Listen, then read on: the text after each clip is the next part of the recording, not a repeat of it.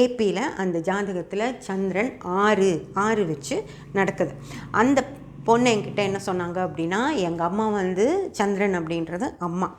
எங்கள் அம்மா வந்து எப்போவுமே என்னை வந்து ஒரு அடிமை மாதிரி தான் மேடம் நடத்துவாங்க.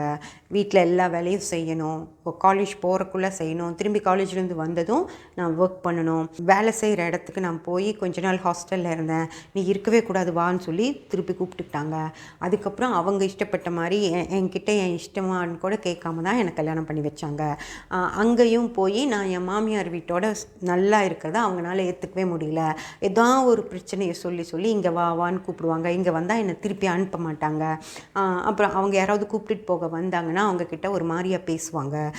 அதனால் அவங்க இங்கே வர்றதே விட்டுட்டாங்க. நீயே போய்க்கோ, நீயே வந்துக்கோன்னு சொல்லிட்டு, அதாவது என் மாமியார் வீடு நல்லவங்க, என் மாமியார் அம்மா மாதிரி இருக்காங்க.